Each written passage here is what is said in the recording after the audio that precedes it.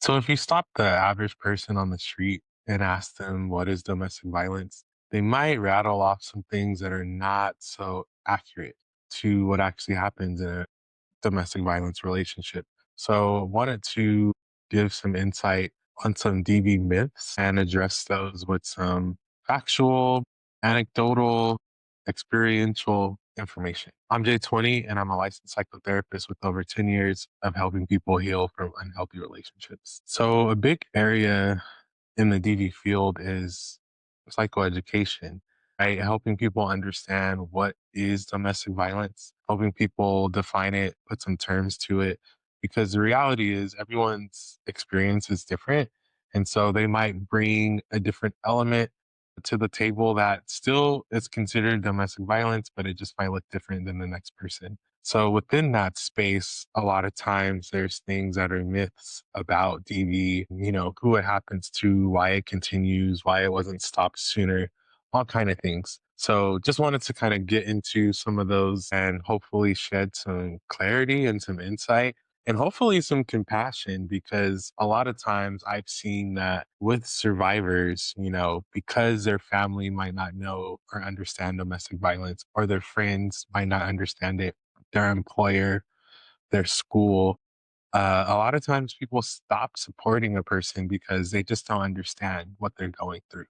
And so they stop supporting this person. I can't tell you how many times I've asked the client, who is your support system? And they say, it's the program. It's you, my therapist. It's like they have lost all support from family and friends. Sometimes it's for safety reasons. Don't get me wrong. People do, for lack of better words, burn their bridges, right, with their family or friends. And maybe folks just don't feel safe supporting that person anymore. But a lot of times, like I said, people, they might not be able to really communicate or articulate what they're going through. And so from the outside, people don't understand it. And so they stop supporting it. So again, let's get into these myths. Myth number one is that DV only happens to weak people. That is not true. I've helped plenty of very strong, I would even say independent people, and they just happened to get into a relationship with someone that was unhealthy, right? It wasn't necessarily that they're a weak person. The fact that they were talking to me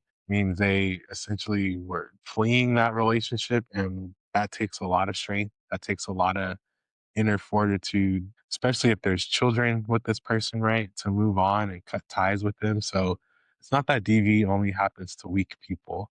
There are a lot of individuals that you could consider them weak minded, right? Maybe they are not assertive with boundaries. Maybe they are a pushover, for lack of better words. They might just, not really be able to stand up to people. And so they were taken advantage of.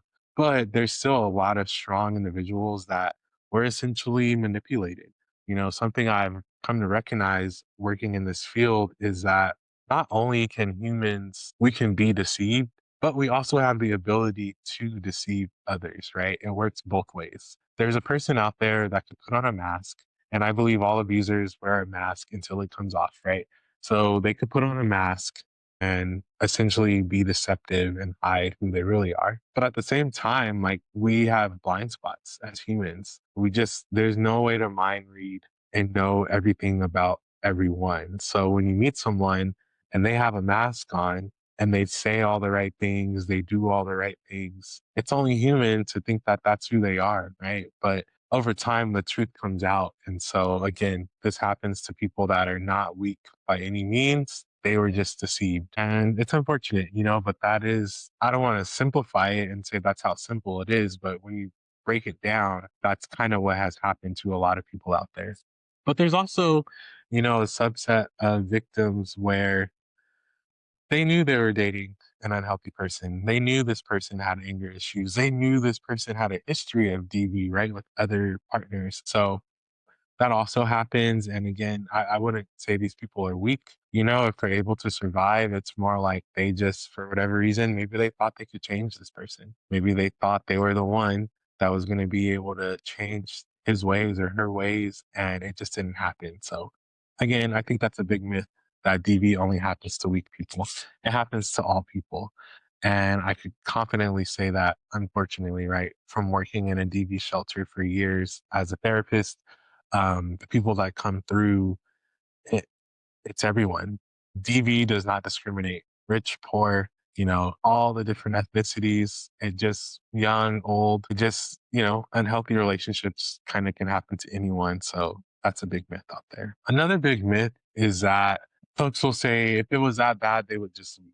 That is a myth. It is not that simple. I shared it in another video, but post separation abuse, that's a real thing, right? The most dangerous time is when a person leaves their abuser. So it's not so simple to say, like, well, if the abuse was that bad, they would have just left. It's one of the hardest things to do is to leave an abuser, to, cut ties with someone that you know is capable of harming you because they already have harmed you, right, in the past, or the threats. A lot of times, abusers, that is how they assert their power and control, is they make a lot of threats over this person's life. And so leaving, you have to be willing to take a chance, right? That they're going to act out those threats. And so, again, it's not so simple to say, well, I don't think it was that bad because they would have just left that person. Not necessarily true. It could be really, really bad. And that's exactly why the person hasn't left, because there's this fear of leaving, right? There's a fear of staying, but there's also the fear of leaving. And as I mentioned, post separation abuse is very real. The most dangerous time is when a person leaves their abusive partner. So that is a myth that they stayed, so that means the abuse wasn't that bad. That might not be true at all. It could be very complicated. There's children involved, if there's a financial dependency involved, if there's documentation, or someone is an undocumented immigrant here, they're not just going to leave their partner, right? No matter how bad it is. It's just, it could be too risky, especially, in the climate of America. So things to consider that if it weren't that bad, they would just leave. Not always true. The third myth here is that abusers just lose control. That is also not true. Some abusers do, right? They don't have that emotional regulation. And so they essentially aren't able to control themselves and they might abuse their partner. For some abusers, it's very much intentional, it's manipulative. They know what they're doing, especially when it gets into, are they in a legal situation? A lot of times it could get real nasty, where it's not that the person lost control. They know what they're doing and they know that they're harming their other partner. It's just for whatever reason, they have that type of spirit, right? They're just a negative person, an unhealthy person that wants to be cruel and mean and abusive, and they take it out on that person intentionally, fully aware of what they're doing. So, as I mentioned, there are abusers out there that lose control, but for a lot of folks, they know what they're doing and they're an unhealthy person. And it could be that they were treated that way. And so again, hurt people hurt people. It could be that they're unaware, right? We've talked about substance use. Sometimes that is the case where they just, for whatever reason, they're under the influence. And so they're not really aware of what's going on. So in that sense, sure, maybe they lost control. But for others that are, they don't use substances, they don't have a mental health condition, they're just an unhealthy, mean spirited person. So they're out there as well. Another huge myth is that TV is only physical. I think some of this one kind of boils down to, you hear the word violence and you think physical violence for most people, but DV has a lot more layers than that, right? It could be emotional, could be financial, it could be spiritual, could be technological or digital abuse, right? Could be sexual abuse, could be verbal abuse, psychological abuse. There's so many different ways that a person could abuse a partner. And so it really is important to not just assume that if someone says they're in a DV situation that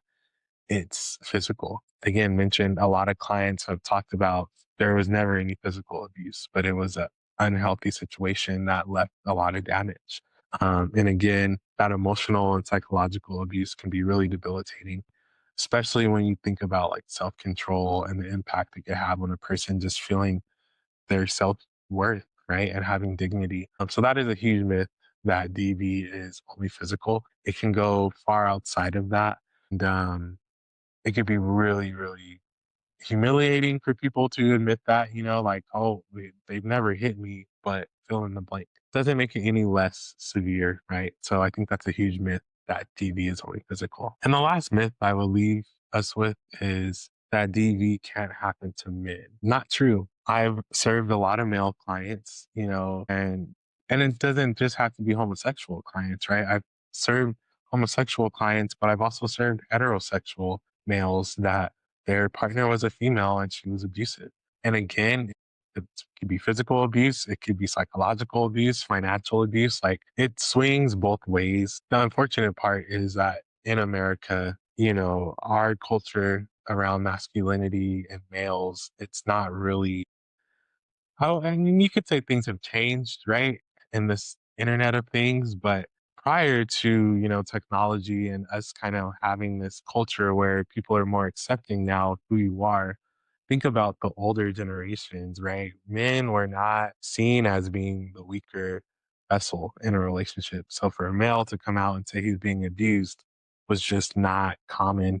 And even now, it's still more rare, but I think we can see that society is a little bit more accepting that females can also be abusers and that males are just as worthy of support services and being believed as being victims, right?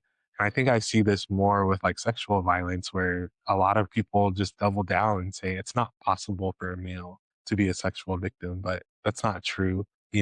As I mentioned, with all the different types of abuse, if it can happen to a female, it can happen to a male. And it does, there's just a lot of underreporting when it comes to males and, them seeking out services. And I mentioned this before, but there's not a lot of support services for males. And I think that's reflective of our culture around masculinity and what we think a strong male is or what a healthy male is. That doesn't really connect with victimhood, right? So, these are 5 myths that I think should be done away with. There's just a lot of anecdotal kind of narratives around them, but when you really get into it, looking at the field, of survivors and just the type of services that are being sought, these myths need to be done away with. So hopefully you got some insight out of those. And I hope you continue to watch and share these videos with those that you love. Try to prevent or intervene in situations. Again, safety first. I can't stress it enough. Safety is everything when you're dealing with unhealthy individuals. So please stay safe, utilize the resources and support when it's safe to do so. And I don't know everything, but I'm going to share everything I know to help you recognize red flags and find healthy love. Till next time.